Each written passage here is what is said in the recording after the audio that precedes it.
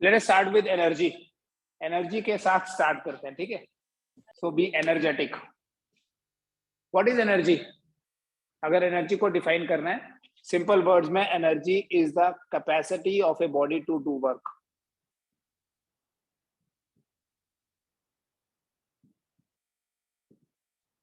क्षमता बोलेंगे, काम करने की क्षमता को एनर्जी बोलते हैं। अगर किसी बॉडी के पास ज्यादा एनर्जी है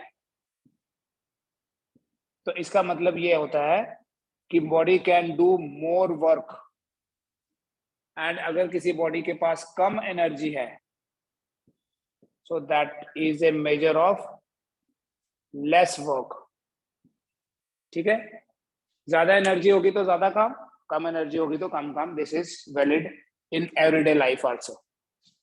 ठीक है, तो एनर्जी जो है it is a capacity of a body to do work. So मतलब energy is a measure of work. इसलिए एनर्जी का जो यूनिट होगा बेटा, एनर्जी और वर्क जो है ना सेम ही है, सेम क्वांटिटीज है, दो नाम है बस। एनर्जी और वर्क का यूनिट जो है वो न्यूटन मीटर या जूल होता है अगर हम एसआई यूनिट की बात करें।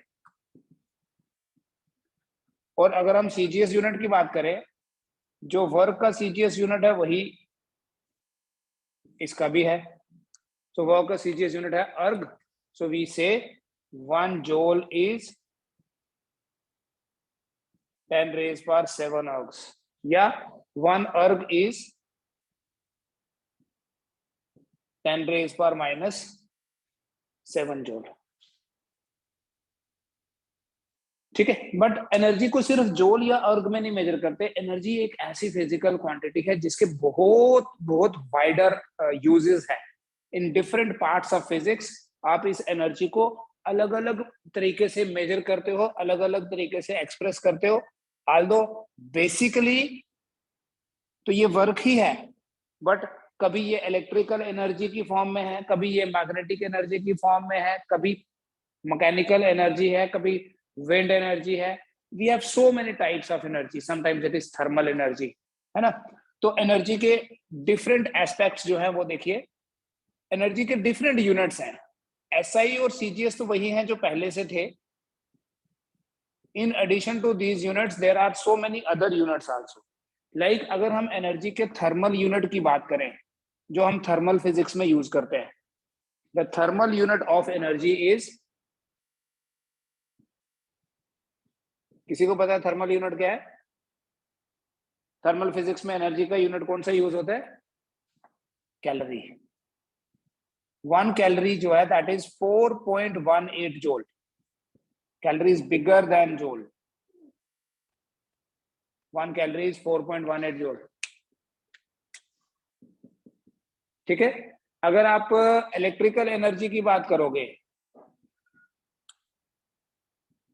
आपने 10th में भी पढ़ा होगा बेटा, इलेक्ट्रिकल एनर्जी को किलोवाट आवर में एक्सप्रेस करते हैं। इसी किलोवाट आवर को बोर्ड ऑफ ट्रेड यूनिट या सिंपली यूनिट बोलते हैं। 10th में पढ़ा होगा आपने, इलेक्ट्रिसिटी का बिल हम कैलकुलेट करते हैं in terms of kilowatt hour, कितनी एनर्जी कंज्यूम हो गई। 1 किलोवाट आवर, आपको पता है वॉट तो पावर का यूनिट है। So when it is 1 kilowatt मतलब 10 raised power 3 watt। 1 hour means 3600 second. सो बेटा जो 1 किलोवाट आवर है that is 3.6 into 10 raised power 6 what into second को जूल बोलते हैं। ठीक है, ऐसा यूनिट जूल ही है। थर्मल फिजिक्स में कैलोरी और इलेक्ट्रिसिटी में हम किलोवाट आवर यूज करते हैं। मॉडर्न फिजिक्स में भी हम एक यूनिट यूज करते हैं। मॉडर्न फिजिक्स में बेटा जो एनर्जी का यूनिट है वो है इलेक्ट्रॉन वोल्ट। एनर्जी का यूनिट है इलेक्ट्रॉन वोल्ट, और 1 इलेक्ट्रॉन वोल्ट की जो वैल्यू है that is 1.6 into 10 raised power minus 19 joule. 1 electron volt is 1.6 into 10 raised power minus 19 joule. यहीं पे बेटा इसी का जो बड़ा वर्जन है उसको बोलते हैं kilo electron volt. 10 raised power 3 electron volt होता है, so that would be equal to 1.6 into 10 raised power minus 16 joule. So we have different units of energy. ठीक है, पता चल रहा है ना। कैलोरी भी सुना हुआ आपने, किलोवाट आवर तो यूज किया था 10th में, ये यूज करेंगे। अगर आपने नहीं भी पहले देखा था तो अभी नोट कर लीजिए। Electron volt is the unit of energy. ठीक है, it is use in atomic और न्यूक्लियर फिजिक्स। एटॉमिक फिजिक्स में, न्यूक्लियर फिजिक्स में एनर्जी को हम इलेक्ट्रॉन वोल्ट में मेजर करते हैं। It is very small unit. देखो 1.6 into 10 raised power minus 19 joule, it's very small fraction of जोल। अब इस पर्टिकुलर सेक्शन में हम जिस एनर्जी की बात करेंगे बेटा, अभी हम जिस एनर्जी की बात करने वाले हैं इस चैप्टर में, वर्क एनर्जी पावर में, दैट इज मैकेनिकल एनर्जी।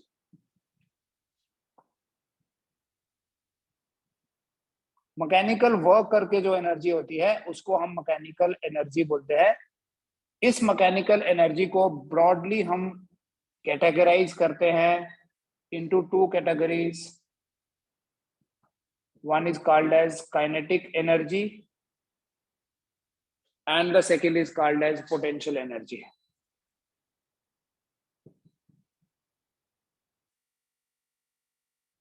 ठीक है, ये पोटेंशियल एनर्जी फर्दर कैटेगराइज्ड है into different categories. We have gravitational potential energy.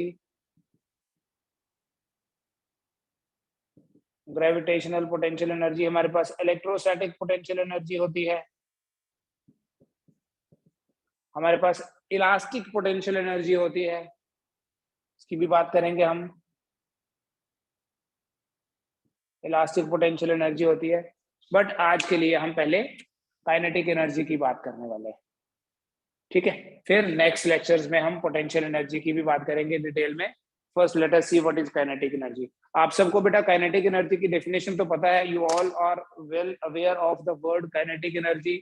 In fact आपको एक्सप्रेशन भी पता है, बट फिर भी इसको थोड़ा और डिटेल में हम देखने वाले आज कि काइनेटिक एनर्जी को कैसे एक्सप्रेस करना है और क्या मैथमेटिकल रिलेशंस यहाँ और इन्वॉल्व हैं। वर्ड काइनेटिक जो है ना, काइनेटिक का वर्ड ही मोशन है, इसका मतलब ही मोशन है। Kinetic energy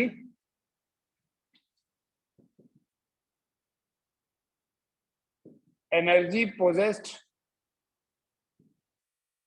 by a body due to its motion.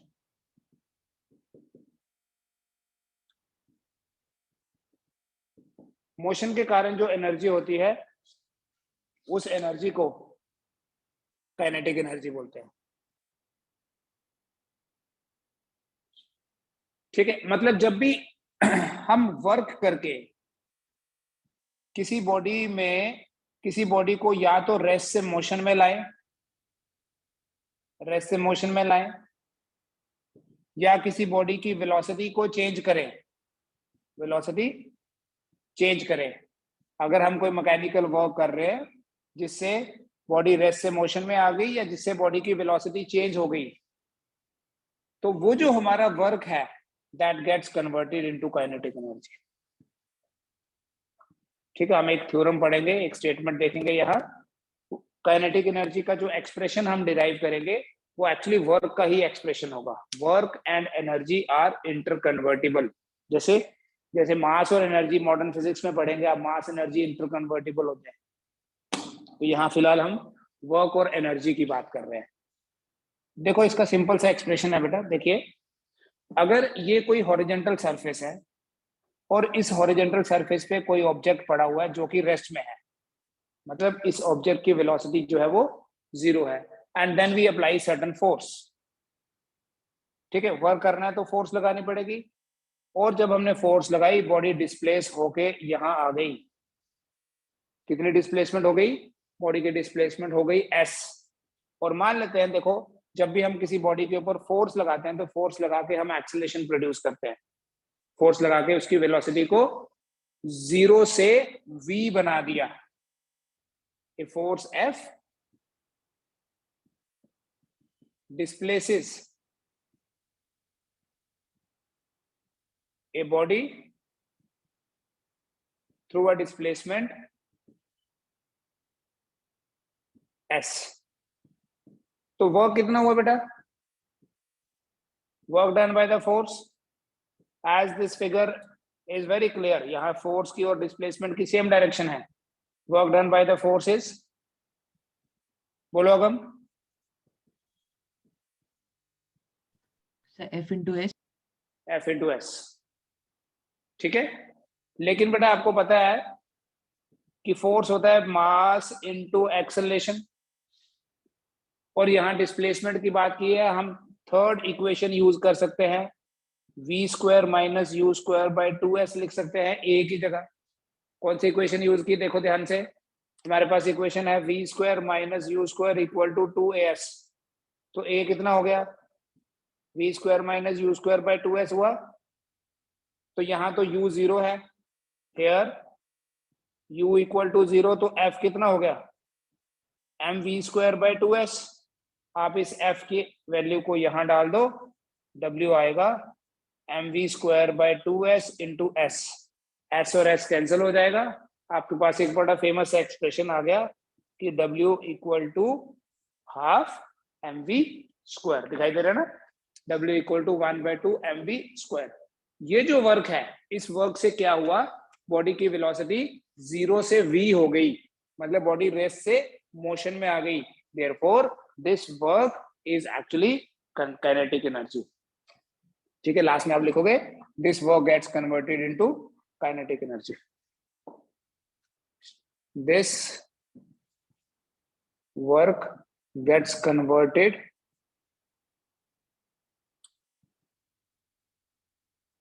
Into kinetic energy, therefore kinetic energy क्या होगी, हम काइनेटिक एनर्जी को के से रिप्रेजेंट करेंगे, कोई प्रॉब्लम तो नहीं है ना किसी को, के ई नहीं लिखूंगा मैं, आई विल राइट के for kinetic energy. Potential energy को यू से करेंगे, काइनेटिक एनर्जी को के से। तो काइनेटिक एनर्जी का ये एक्सप्रेशन आप सबने पहले भी देखा हुआ बेटा, जब भी कोई बॉडी मोशन में होगी, चाहे किसी भी तरह का मोशन हो, ये याद रखना, सर्कुलर मोशन हो, स्ट्रेट लाइन हो, प्रोजेक्टाइल मोशन हो, कुछ भी, हमेशा बॉडी के पास काइनेटिक एनर्जी होती ही है।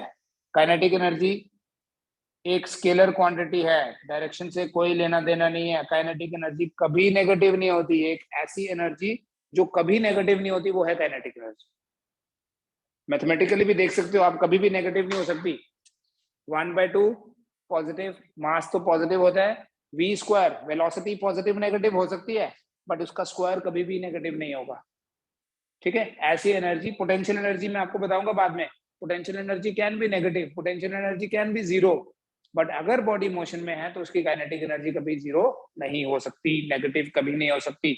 अगर बॉडी रेस्ट पे है फिर तो हम बात ही नहीं करेंगे ना, अगर बॉडी रेस्ट पे है फिर तो हम काइनेटिक एनर्जी की बात ही नहीं करते, बट जब भी हम काइनेटिक एनर्जी की बात करेंगे तो इसका मतलब बॉडी मोशन में है, और kinetic energy will always be A positive energy. अब बेटा जब बॉडी मोशन में होती है, थोड़ा सा एंट्रेंस पॉइंट ऑफ व्यू से क्वेश्चंस देखते हैं, जब बॉडी मोशन में होती है तो बॉडी के पास मोमेंटम होता है, quantity of motion contained in a body is called as momentum. Momentum लेकिन एक वेक्टर क्वांटिटी है, काइनेटिक एनर्जी एक स्केलर क्वांटिटी है, momentum is a vector quantity. तो मोशन का जो वेक्टर रिप्रेजेंटेशन है, जो वेक्टर क्वांटिटी मोशन को एक्सप्रेस करने के लिए हम यूज करते हैं, दैट इज मोमेंटम, और जो स्केलर क्वांटिटी है वो kinetic energy. How we define this momentum, since it is a vector, it is mass into velocity, पता है ना, लेकिन हर एक वेक्टर का मैग्नीट्यूड तो होता ही है, so we have p equal to mv, p equals to m into v। Kinetic energy है 1/2 mv स्क्वायर और मोमेंटम है मास इंटू वेलोसिटी। ठीक है, बट मोमेंटम एक वेक्टर है, मतलब momentum can be positive, negative और इवन जीरो भी हो सकता है मोमेंटम। वेलोसिटी जीरो होगी तो मोमेंटम जीरो होगा। Let us see a relation between kinetic energy and momentum, ये आपको काम आएगा न्यूमेरिकल सॉल्व करने में। Relation between kinetic energy and momentum, relation between kinetic energy and momentum. बेटा जो काइनेटिक एनर्जी है उसका एक्सप्रेशन ये है, it is equal to 1/2 mv²।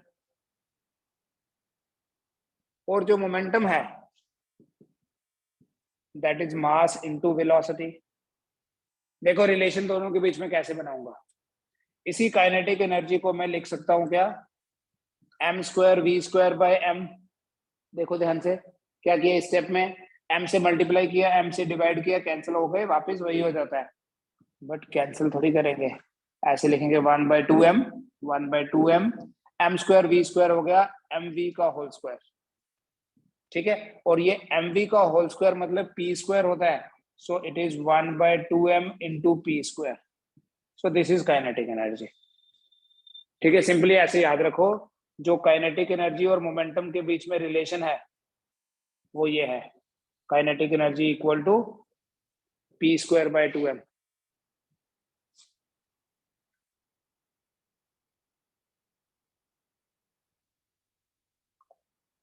इसी रिलेशन को दूसरे तरीके से भी आप समझ सकते हो, ऐसे भी लिख सकते हैं, p² equal to 2m into k। तो what is p, root of square root of 2mk। देख लो, कोई डाउट है तो बताओ। एक स्टेटमेंट है बेटा, it is called as work energy theorem. Work energy,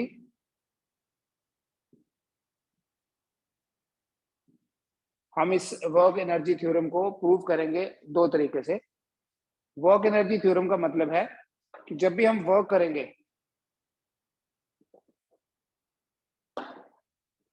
that will get converted into kinetic energy. या ऐसे बोलो, work done is equal to change in kinetic energy.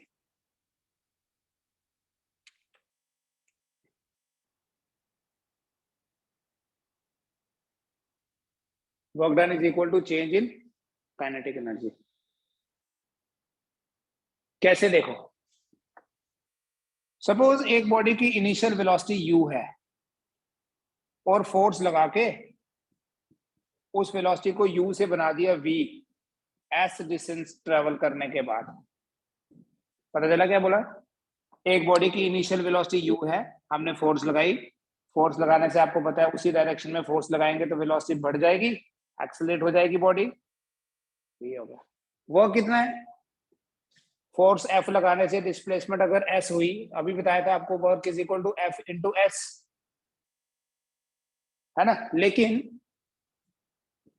F is equal to M into A and A is equal to v² minus u² by 2s।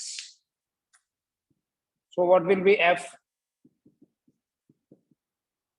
M into v² minus u² by 2s।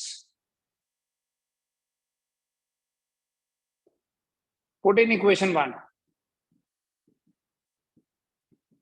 जब आप first equation में put करोगे तो F आपके पास आ जाएगा, F नहीं work, W आपके पास आ जाएगा। F की जगह क्या लिखूं, M into v² minus u² by 2s into S।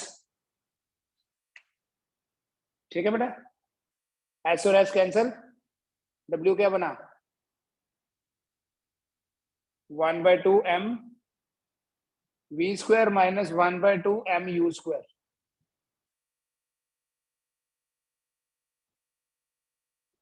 ये जो 1/2m v² है इसको बोलते हैं फाइनल काइनेटिक एनर्जी और इसे बोलते हैं इनिशियल काइनेटिक एनर्जी। लिख लेना। So W is equal to final kinetic energy minus initial kinetic energy, so that is called as delta K, that is equal to delta K। so W is equal to delta K, मतलब work is equal to, this is work and it is equal to change in kinetic energy।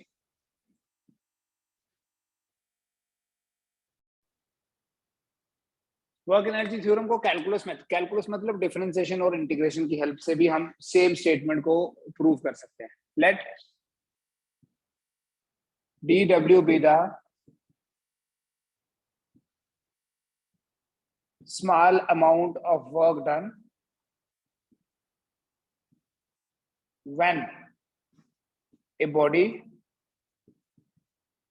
is displaced through a small displacement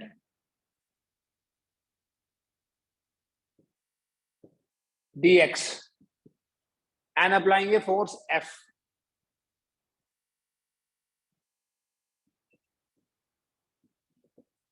Therefore, dw equals to F dx. आगे जरा try करो आप. Therefore, dw equals to first step में तो ऐसे लिखोगे, फिर a होता है dv by dt, m into dv by dt into dx आपके पास रहा. इसी को थोड़ा सा फॉर्मेटिंग कर दीजिए, लिख दीजिए m into dx by dt into dv. क्या किया मैंने, ये dv उधर ले गया, ये dx इधर ले आया. dx by dt तो वेलोसिटी होती है या नहीं? dx by dt is velocity. Therefore, dw equal to mv dv. ठीक है, क्या किया मैंने, v पुट कर दिया in place of dx by dt. Now in the next step क्या करना है, टोटल वर्क फाइंड करना है. Total work done in changing the velocity